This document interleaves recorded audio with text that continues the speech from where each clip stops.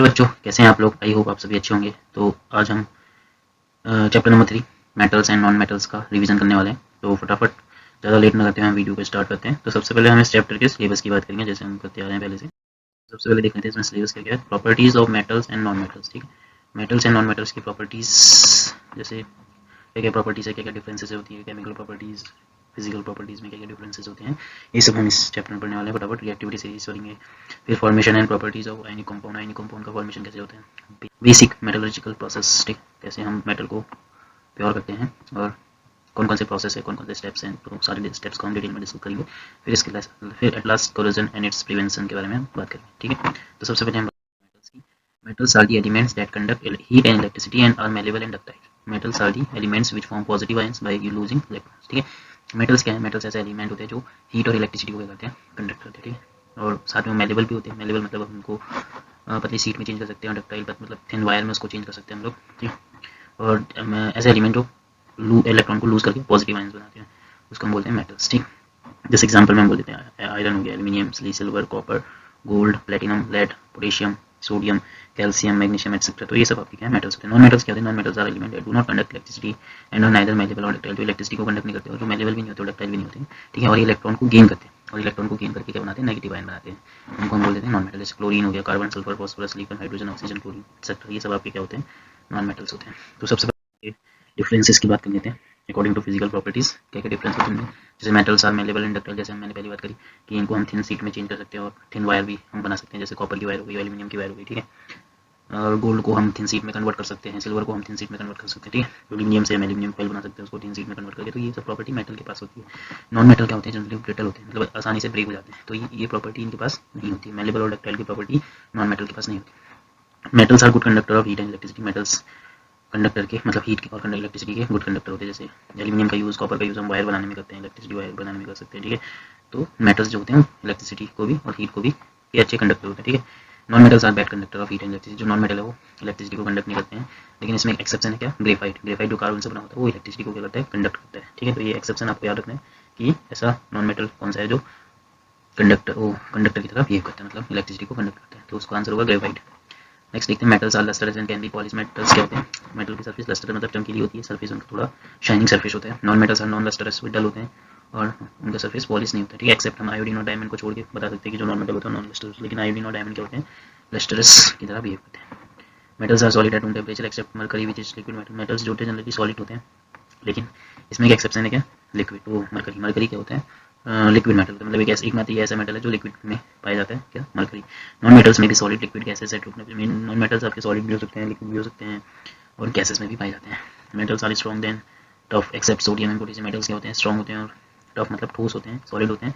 ठीक है, लेकिन इसमें एक्सेप्शन क्या है? Sodium and potassium. पोटेशियम और सोडियम क्या होते हैं? बहुत ही सॉफ्ट होते हैं, मुलायम होते हैं, उनको हम चाकू से आराम से काट सकते हैं। ठीक है, तो सोडियम और पोटेशियम को छोड़ के बाकी सारे मेटल्स क्या होते हैं? जनरली स्ट्रॉन्ग होते हैं। Non metals are non strong और टफ। मतलब नॉन मेटल्स क्या होते हैं?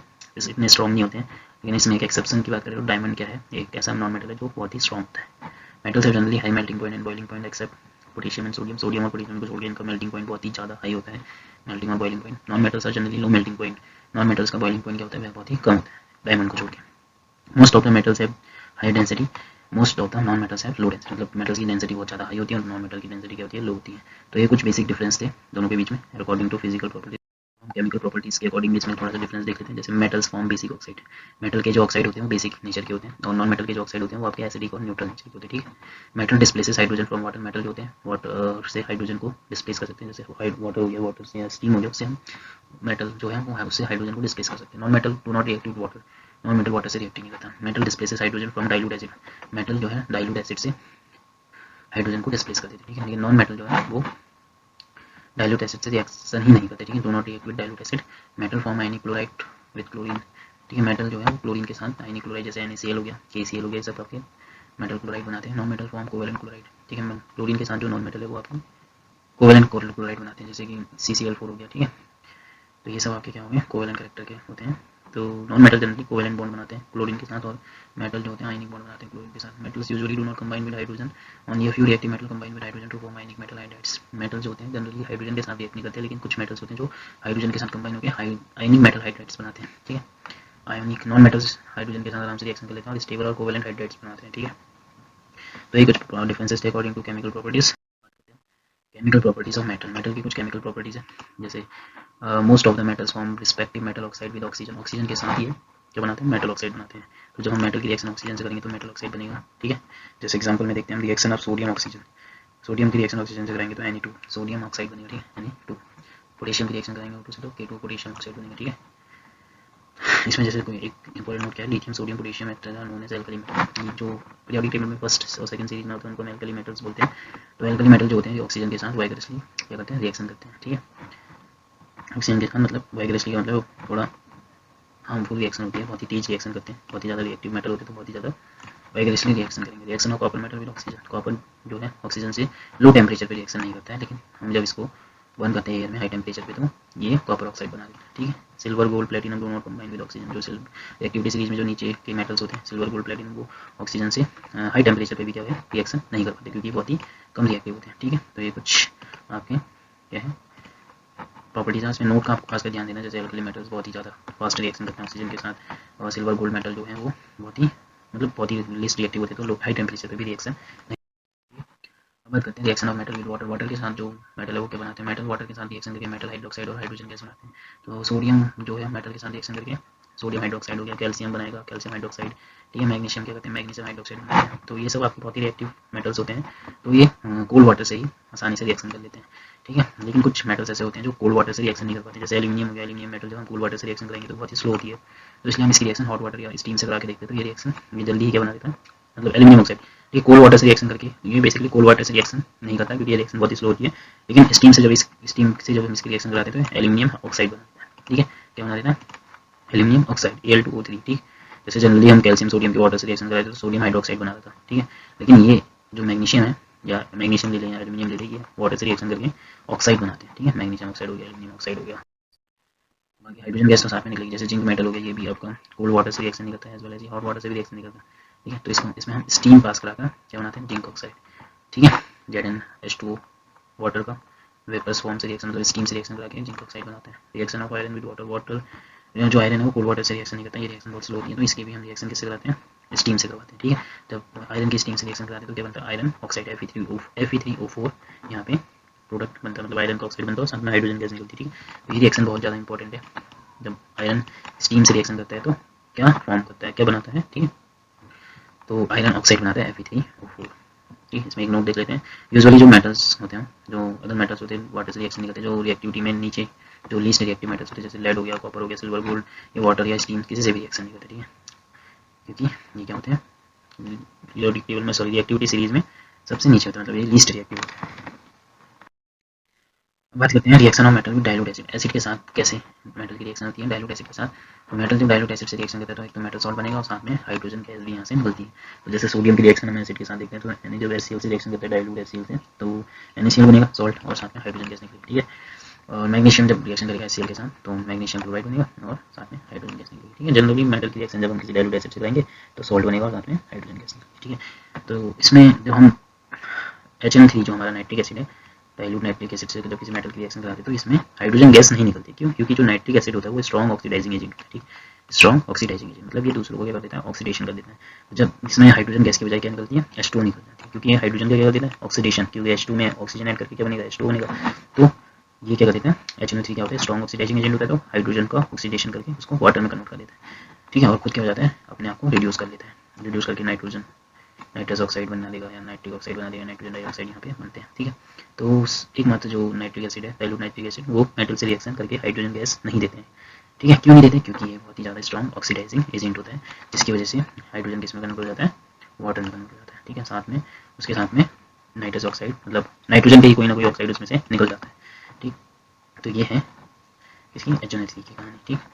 कॉपर गोल्ड सिल्वर और नोन एज नोबल मेटल, जो कॉपर गोल्ड सिल्वर है वो जनरली किसी से रिएक्शन नहीं करते क्योंकि वो रिएक्टिविटी सीरीज में सबसे नीचे आते हैं, तो इसको हम नोबल मेटल भी कहते हैं। नोबल मतलब किसी से रिएक्शन नहीं करने वाला, ठीक है। This is do not react with water dilute acid, the order of reactivity series. तो रिएक्टिविटी सीरीज में हम देख लेते हैं कि सबसे ज़्यादा पोटेशियम, सोडियम, फिर कैल्शियम, मैग्नीशियम, ठीक है। तो नीचे की जो भी है कॉपर और सिल्वर गोल्ड, ये सब आपके रिएक्शन में ज़्यादा रिएक्शन करते नहीं हैं, ठीक है, इसलिए हम इसको नोबल मेटल भी कह देते हैं। देखो मेटल्स की बात कर लेते हैं, रिएक्टिविटी सीरीज की, reactivity series of metals. The order of intensity of activity और metal is not reactivity series. ठीक है, इसमें कुछ मेटल्स को हमने उनके ऑर्डर के, उनकी रिएक्टिविटी के ऑर्डर के टर्म्स में रखा गया है। तो अभी तक हमने देखा था कि पोटेशियम, सोडियम, कैल्शियम ये सब बहुत ही जल्दी रिएक्शन कर लेते हैं वाटर से, ठीक है, एसिड से, ठीक है। तो इनकी रिएक्टिविटी के बेस पे, मेटल की रिएक्टिविटी के बेस पे एक सीरीज बनाई जाती है जिसे हम रिएक्टिविटी सीरीज के नाम से जानते हैं, जिनमें मेटल की रिएक्टिविटी को कैसे रखा जाता है, डिक्रीजिंग ऑर्डर में रखा जाता है। ठीक है, रिएक्टिविटी को डिक्रीजिंग ऑर्डर में रखा जाता है। ठीक है, जैसे पोटेशियम हो गया, सोडियम हो गया, कैल्शियम हो गया, magnesium, aluminium, carbon, zinc, iron, tin, lead, copper, silver, gold. तो गोल्ड क्या होता है, सबसे ज़्यादा लीस्ट रिएक्टिव होता है, और पोटेशियम जो है सबसे ज़्यादा मोस्ट रिएक्टिव है। ठीक है, इसको याद करने की ट्रिक है, ये लाइन आप याद कर सकते हैं, please stop calling me careless zebra, street try learning how copper saves gold. ठीक है, तो प्लीज से हो जाएगा पोटेशियम, स्टॉप से सोडियम, कॉलिंग से कैल्शियम, मी से मैग्नीशियम, एल्यूमिनियम, केयरलेस का या कार्बन, ज़ेब्रा जेड, स्ट्रीट का आयरन, ट्राई का टिन, एल का लेड, ठीक है, हाइड्रोजन, कॉपर का कॉपर, सेव का सिल्वर, गोल्ड का। ठीक है, तो इस तरीके इस लाइन को याद करके आप पूरी रिएक्टिविटी सीरीज याद कर सकते हैं। ठीक है, ये है। दूसरी चीज़ हम बात कर लेते हैं, जो मेटल्स हैं, मतलब अब इसकी जो रिएक्टिविटी सीरीज में जो ऊपर मेटल्स आते हैं वो नीचे वाले जो मेटल्स के सॉल्यूशन है उनको उसमें से डिस्प्लेस कर सकते हैं, क्योंकि उनसे ज़्यादा क्या होते हैं, ज़्यादा रिएक्टिव होते हैं। जैसे हम एग्जाम्पल ले सकते हैं, जैसे हम कोई मेटल ले लेंगे और कोई बी मेटल का सॉल्ट होगा, अगर ए मेटल बी से ज़्यादा रिएक्टिव है तो ए जो है वो बी को डिस्प्लेस कर देगा। ये हमने डिस्प्लेसमेंट रिएक्शन भी पढ़ी थी इसके पहले वाले चैप्टर में। तो सेम टू सेम वैसे ही है, जैसे मान लो आयरन की रिएक्शन जब हम कॉपर सल्फेट से कराते हैं, तो आयरन देखो कहाँ है, आयरन यहाँ पे ये है आपका आयरन, वो कॉपर सल्फेट से ऊपर है, मतलब आयरन जो है कॉपर सल्फेट से ज़्यादा रिएक्टिव एलिमेंट है। तो कॉपर सल्फेट के सॉल्यूशन में से आयरन क्या कर देगा, कॉपर को डिस्प्लेस कर देगा। तो डिस्प्लेस करके क्या बना देगा, FeSO4, और कॉपर को डिस्प्लेस करके बाहर निकाल देगा। सेम एल्यूमिनियम की जब हम CuSO4 से कराते हैं, एल्यूमिनियम एंड जिंक की, तो एल्यूमिनियम भी देखो कॉपर से ऊपर ही है, और जिंक भी क्या है, कॉपर से ऊपर है। तो जिंक और एल्यूमिनियम दोनों कॉपर से ज़्यादा रिएक्टिव है। तो जब हम इसके कॉपर सल्फेट के सॉल्यूशन की रिएक्शन जिंक से कराएंगे तो जिंक क्या करेगा, कॉपर सल्फेट को डिस्प्लेस कर देगा। ठीक है, जो ऊपर होंगे जिसका सॉल्यूशन हम ले रहे हैं, अगर उस मेटल से ऊपर कोई भी मेटल होगा तो उस मेटल को वहाँ से डिस्प्लेस कर देगा। ठीक, जैसे एक एग्जांपल हम सिल्वर का CuSO4 के साथ लेते हैं। जैसे सिल्वर आपका कॉपर से नीचे है, तो सिल्वर जो है कॉपर से कम रिएक्टिव है, तो जो सिल्वर है वो कॉपर को डिस्प्लेस नहीं कर पाएगा। तो जब हम Ag की रिएक्शन CuSO4 से कराएंगे तो वो रिएक्शन नहीं कर पाएगा, क्योंकि Ag तो कम रिएक्टिव है CuSO कॉपर से, इसलिए यहाँ पे कोई डिस्प्लेसमेंट रिएक्शन नहीं होगी। ठीक है, chemical properties of non metal की बात करते हैं। Reaction of non metal with oxygen. Non metal जो है वो ऑक्सीजन के साथ रिएक्शन करके क्या बनाता है, नॉन मेटल ऑक्साइड बनाता है। ठीक है, जैसे एग्जांपल में कार्बन ऑक्सीजन से कार्बन डाइऑक्साइड बनाता है। ठीक है, साथ में हीट भी इसमें रिलीज होती है।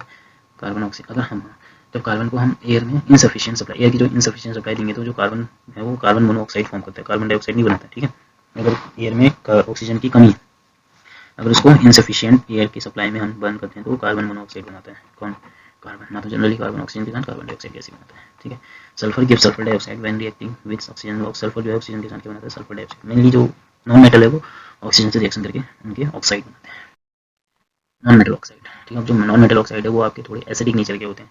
अब वो एसिडिक नेचर के क्यों होते हैं, क्योंकि वो उनका जो सॉल्यूशन होता है नॉन मेटल ऑक्साइड का, वो ब्लू लिटमस को क्या कर देते हैं, रेड कर देते हैं। ये एक एसिड की प्रॉपर्टी होती है, ब्लू लिटमस को क्या कर देते हैं, रेड में चेंज कर देते हैं। ठीक है, जैसे कार्बन डाइऑक्साइड का जो सॉल्यूशन होता है जब हम उसको वाटर में डिसॉल्व करेंगे तो वो एसिड बनाता है। जैसे CO2 + H2 क्या होता है, H2CO3 कार्बोनिक एसिड बनता है। ठीक है, सल्फर डाइऑक्साइड को वाटर में डिसॉल्व करोगे तो H2SO3 सल्फ्यूरस एसिड बनेगा। ठीक, sulphur dioxide give sulphuric acid when react with oxygen. Sulphur dioxide को पहले हमने ऑक्सीडेशन कराया, ऑक्सीजन से रिएक्शन कराई, तब वो क्या बनाएगा, सल्फर ट्राइऑक्साइड बनाएगा। फिर जब सल्फर ट्राइऑक्साइड को वाटर में डिसॉल्व करोगे तो आपको सल्फ्यूरिक एसिड भी मिल जाएगा। ठीक है, तो जनरली जो नॉन मेटल ऑक्साइड होते हैं वो एसिडिक नेचर के होते हैं, क्योंकि जब हम उनको वाटर में डिसॉल्व करते हैं वो एसिड फॉर्म करते हैं। ठीक है, तो ये कुछ एग्जाम्पल आप देख सकते हैं। आयनिक बॉन्ड क्या होते हैं, ठीक है, अब ionic bond are form because of transfer of electron. जब आयनिक बॉन्ड कैसे बनते हैं, जब एक मेटल दूसरे नॉन मेटल को क्या करता है, इलेक्ट्रॉन का ट्रांसफर करता है। जब दोनों में इलेक्ट्रॉन का ट्रांसफर होता है, एक मेटल एक इलेक्ट्रॉन को डोनेट करेगा, दूसरा इलेक्ट्रॉन को गेन करेगा, तो उनके बीच में कैसा बॉन्ड बनता है, आयनिक बॉन्ड बनता है।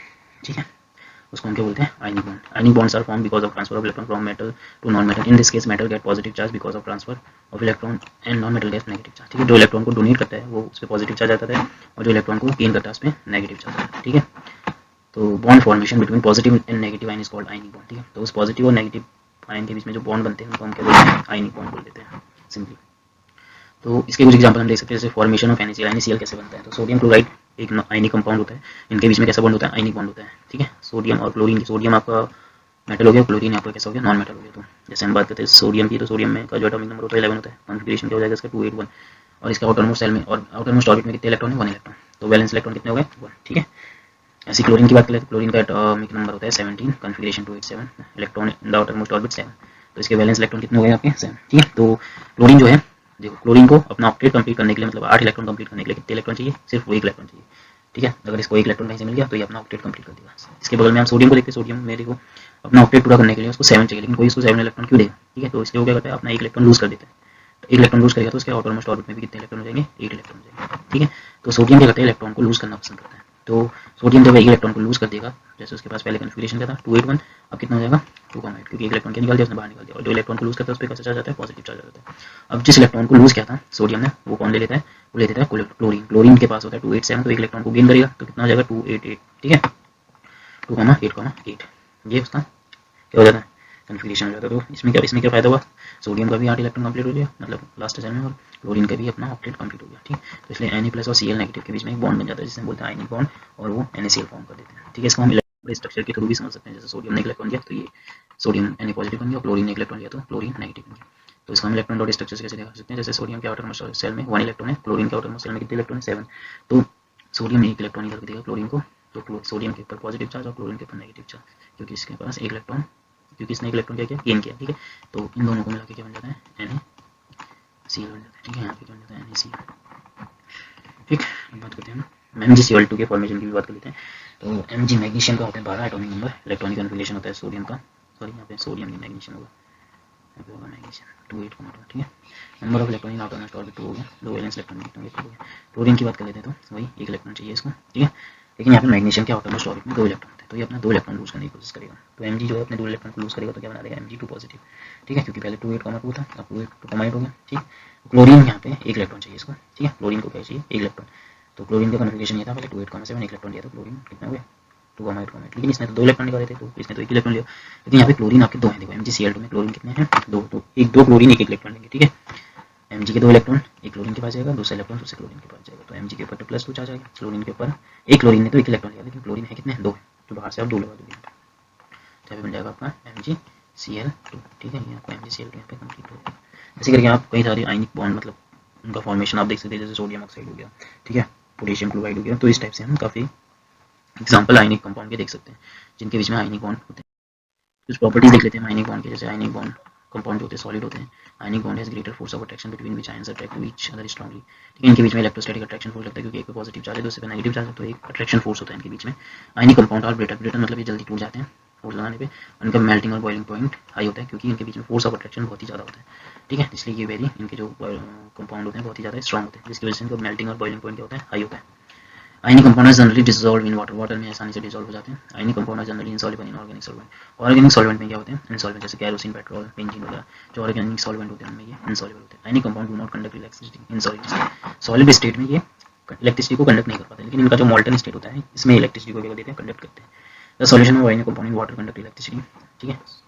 आयनिक कंपाउंड का जो सॉल्यूशन होता है वो वाटर को मतलब वाटर में जो आयनिक कंपाउंड का सॉल्यूशन होता है वो इलेक्ट्रिसिटी को कंडक्ट कर सकता है, ठीक। जैसे NaCl का जो सॉल्यूशन होता है वो इलेक्ट्रिसिटी को कंडक्ट कर सकता है, क्योंकि इसमें पॉजिटिव और नेगेटिव आयन होते हैं, ठीक है। ये है this happen because ion present in the solution of the ionic compound, ठीक है। जिनकी जो आयन प्रेजेंट होते हैं ना आयनिक कंपाउंड में, उनकी वजह से इसमें इलेक्ट्रिसिटी पास हो सकती है, ठीक। Ionic compound conduct electricity in मॉल्टन state, ठीक है। मॉल्टन स्टेट में भी इलेक्ट्रिसिटी को क्या कर सकते हैं, कंडक्ट कर सकते हैं। Occurrence and extraction of metal, metal को हम कैसे एक्सट्रैक्ट कर सकते हैं और उनके ओर से, ठीक है, मिनरल से कैसे हम मेटल्स को एक्सट्रैक्ट कर सकते हैं, प्योर कर सकते हैं। तो फटाफट हम इसके बारे में डिस्कस कर लेते हैं। तो जैसे सोर्स ऑफ मेटल होता है क्या, पहले metals occurs in earth crust, metal को हम अर्थ क्रस्ट से और सी वाटर के से ले सकते हैं। तो अर्थ क्रस्ट जब मेजर सोर्स ऑफ मेटल, जो अर्थ क्रस्ट होता है वो मेटल का मेजर सोर्स होता है, ठीक।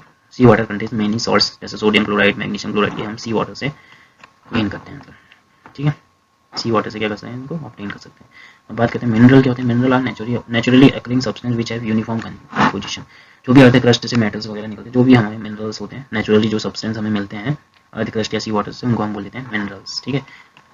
ओर्स क्या होते हैं, the minerals from which metal can be extract profitably and easily, ठीक है। ओर्स क्या है, वो मिनरल्स हैं जिनसे मेटल को निकालना क्या होता है, मेटल को निकालने में प्रॉफिट भी और मेटल आसानी से भी निकल जाए, तो इसलिए हम उसको क्या बोल देते हैं, ओर्स बोल देते हैं, ठीक है। तो जनरली जो मेटल्स होते हैं जो रिएक्टिविटी सीरीज में नीचे होते हैं, लीस्ट रिएक्टिव जो होते हैं, वो found in nature in free state, मतलब नेचर में फ्री स्टेट में मिल जाते हैं, जैसे गोल्ड हो गया, सिल्वर हो गया, कॉपर हो गया, ये सब आपको फ्री स्टेट में मिल जाएंगे, ठीक है। बाकी जो copper and silver are also found in the form of sulphide, जो कॉपर और सिल्वर होते हैं वो हमें सल्फाइड और उनके ऑक्साइड के फॉर्म में भी मिलते हैं कभी-कभी, ठीक है।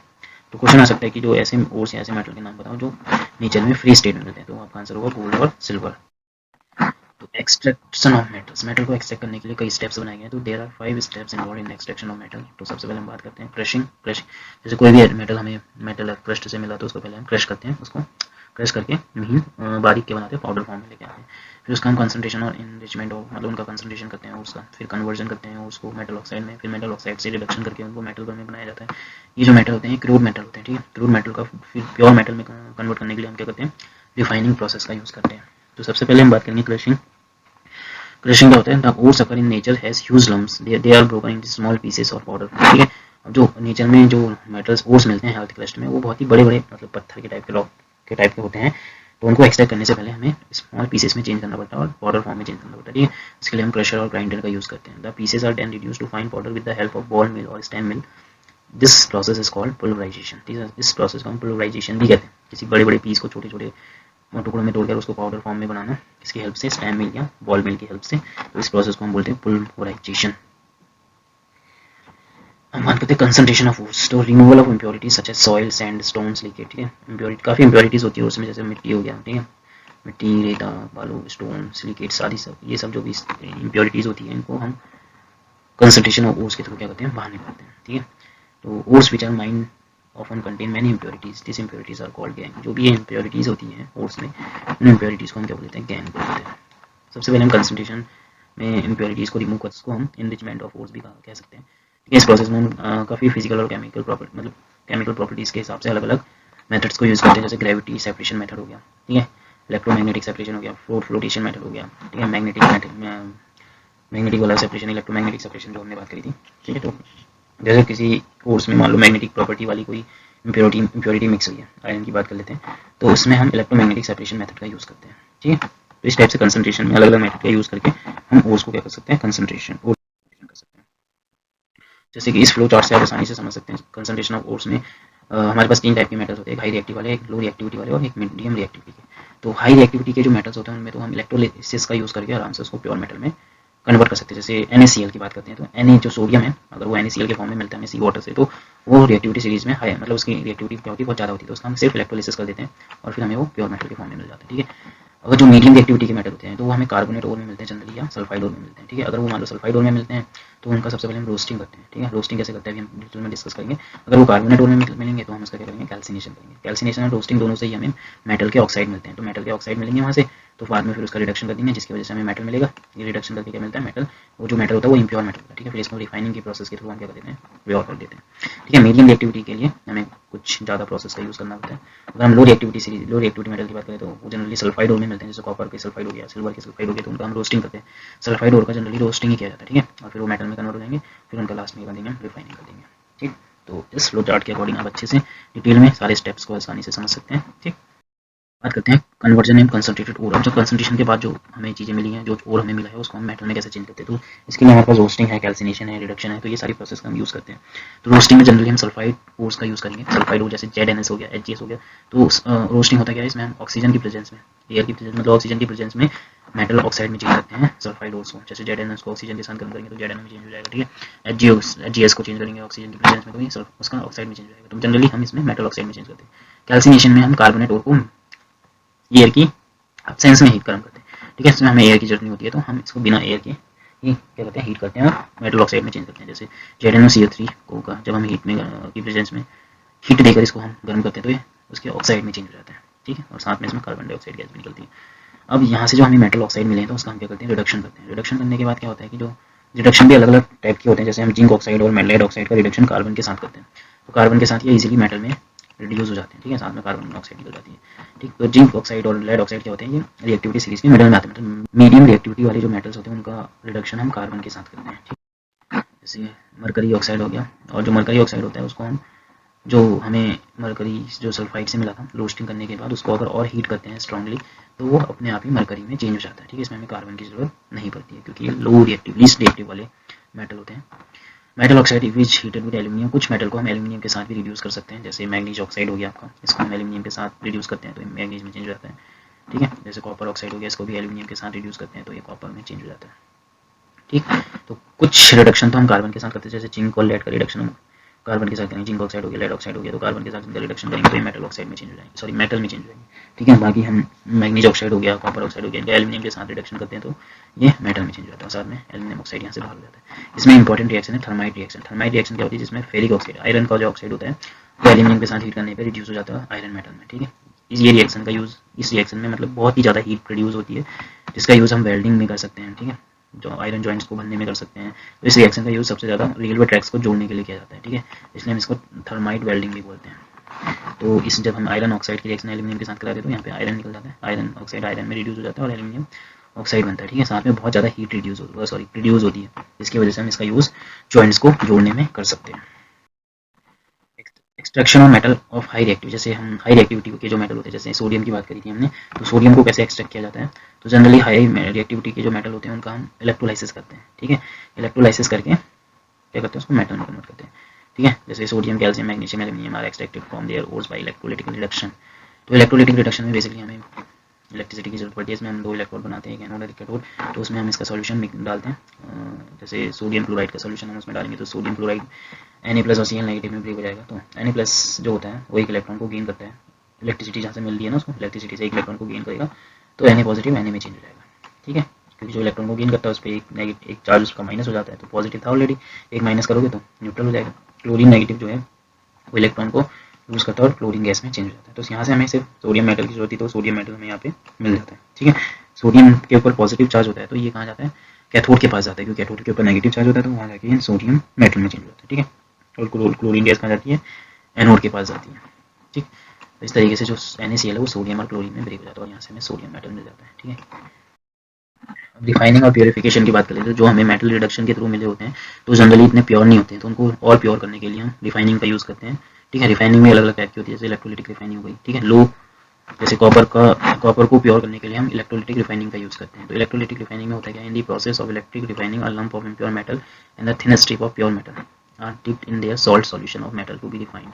When electric current is passed through the solution, pure metal is deposited over the thin strip of metal, pure metal, ठीक है, for a lump of impure metal. In this, impure metal is used as anode and pure metal is used as cathode, ठीक है। तो electrolytic refining में क्या होता है, हम दो इलेक्ट्रोड का यूज़ करते हैं, कैथोड हो गया, एक एनोड हो गया, ठीक है। तो एनोड हमेशा बनाया जाता है इम्प्योर मेटल से, जिस मेटल को भी हमें प्योर करना है तो उससे हम क्या बनाते हैं, एनोड को बनाते हैं, ठीक है। और जिस मेटल को और जो कैथोड बनाते हैं वो हम प्योर मेटल से बनाते हैं, ये प्योर मेटल्स का यूज़ करके हम क्या बनाते हैं, कैथोड बनाते हैं, ठीक है। और इसमें इलेक्ट्रिसिटी पास करने के लिए एक बैटरी को लगा देते हैं, कैथोड पे नेगेटिव चार्ज दिया जाता है बैटरी से और कैथोड एनोड पे पॉजिटिव चार्ज दिया जाता है, ठीक है, ठीक है। दो मेटल होती है, सॉरी दो इलेक्ट्रोड होती है, एक कैथोड और एक एनोड, कैथोड पे नेगेटिव चार्ज होता है और एनोड पे पॉजिटिव चार्ज होता है, ठीक है। कैथोड हमेशा पतली स्ट्रिप का बनाया जाता है, ठीक है, ये हमेशा पतली स्ट्रिप होती है। एनोड हमेशा इम्प्योर मेटल का बनाया जाता है तो ये मोटी स्ट्रिप होती है, मतलब इसमें इम्प्योर मेटल का, ठीक है।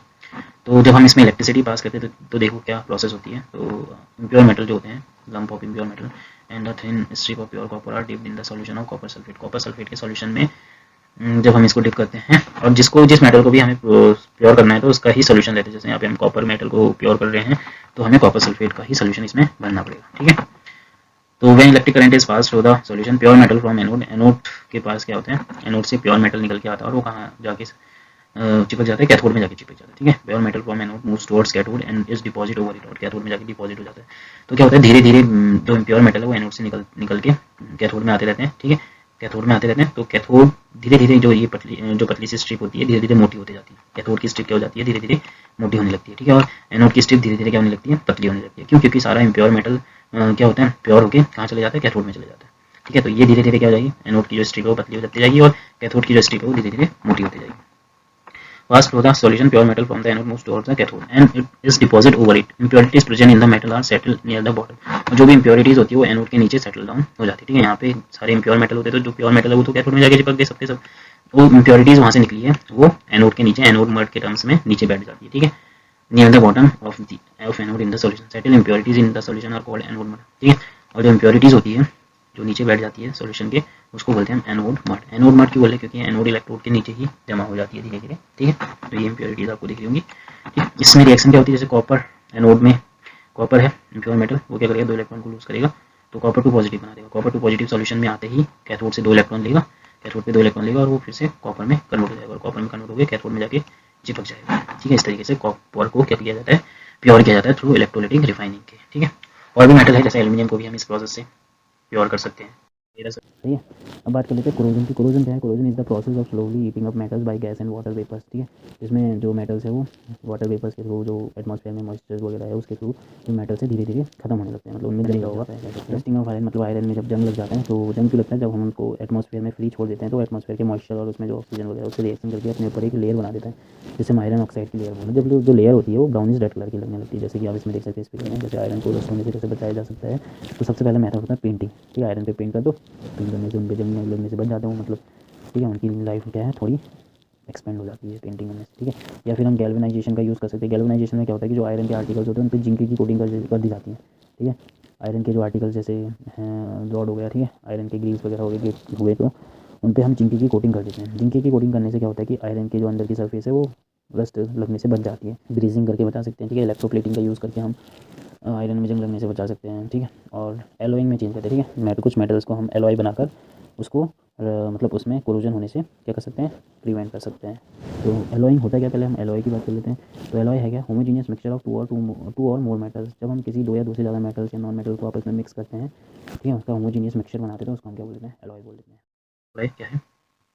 फेरस एलॉय में जो आयरन है वो प्रेजेंट होता है, जैसे मैग्नीज स्टील हो गया, मैग्नीज स्टील आयरन हो गया, मैग्नीज हो गया, कार्बन हो गया, तो इन सब में इन सबको मिला मतलब फेरस एलॉय में जो आयरन होगा वो कंपलसरी होगा, ठीक है। निकल स्टील की बात करें तो इसमें आयरन और निकल का यूज़ किया जाता है। फेरस एलॉय भी, ये भी एक फेरस एलॉय है। नॉन फेरस एलॉय होता है जिसमें आयरन का यूज़ नहीं होता, ठीक है, उसमें आयरन कंटेंट नहीं होता, जैसे ब्रास हो गया, ब्रास में कॉपर और जिंक का यूज़ होता है। ब्रॉन्ज हो गया, कॉपर और स्टेनस का यूज़ होता है, ठीक है, ऐसे। अमलगम जो होते हैं अगले एलॉय होते हैं। अमलगम में बेसिकली हम मरकरी का यूज़ करते हैं, जिनमें मरकरी आपका प्रेजेंट होता है, जैसे सोडियम अमलगम हो गया तो NaHg हो गया, जिंक अमलगम हो गया तो ZnHg हो गया। तो मरकरी ज़्यादा इंपॉर्टेंट है, इसमें मरकरी प्रेजेंट वही होगा अमलगम में, ठीक है। ऐसी कुछ एग्जांपल हमने एलॉय के दे रखे हैं, जैसे ब्रॉस में कौन कौन से मेटल होते हैं? कार्बन जिंक हो गया, ठीक है, सॉरी कॉपर जिंक हो गया। कॉपर और जिंक मिलकर क्या बनाते हैं? ब्रास बनाते हैं। कॉपर और स्टेनस मिलकर क्या बनाते हैं? ब्रॉन्ज। सोल्डर, लेड और स्टेनस मिलकर क्या बनाते हैं?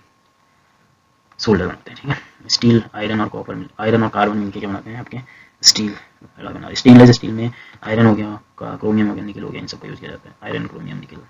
सिल्वर, जर्मन सिल्वर में कॉपर, जिंक, निकल, इन सब का यूज़ किया जाता है। कॉपर, जिंक, निकल का। Alloy of gold, pure gold is set to be 24 carats. जो प्योर क्या, प्योर जो गोल्ड होता है 24 कैरेट का गोल्ड है। अगर 24 कैरेट गोल्ड आपने देखा तो बिल्कुल प्योर गोल्ड होगा, ठीक है। नॉर्मली जो गोल्ड हम यूज़ करते हैं उसमें कुछ ना कुछ प्योरिटीज़ होती हैं, मिक्सचर होता है, जैसे सिल्वर और कॉपर का मिक्सचर होता है थोड़ा बहुत, उसको थोड़ा सा हार्ड बनाने के लिए, ठीक है। तो ये कुछ एलॉयज़ के एग्जांपल थे। तो एग्जाम में पूछे भी जाते हैं कि जैसे ब्रॉन्ज एलॉय है वो किस किस मेटल से मिलकर बना है, तो आपका आंसर होगा कॉपर और स्टेनलेस, ठीक है। तो आई होप पूरा का पूरा जो चैप्टर है आपको समझ में आया होगा। तो सिलेबस को हमने इस पूरे एक वीडियो में कवर कर लिया। तो अब जो भी है बोर्ड एग्जाम में इससे बाहर कुछ नहीं आ पाएगा, मतलब इससे बाहर कुछ नहीं आएगा, बस इतना काफ़ी है इस चैप्टर से, जितना भी हमने पढ़ाया। तो आई होप आपको समझ में आ गया हो, ठीक है। तो जल्दी हम नेक्स्ट वीडियो भी लेके आएंगे आपके लिए कार्बन एंड इट्स कंपाउंड्स की, ठीक है। अगला चैप्टर जो है कार्बन का है वो भी हम फटाफट कवर करेंगे एक वीडियो में, फटाफट उसका रिवीजन भी करेंगे, ठीक है। तो मिलते हैं नेक्स्ट वीडियो में, तब तक के लिए thank you and good bye.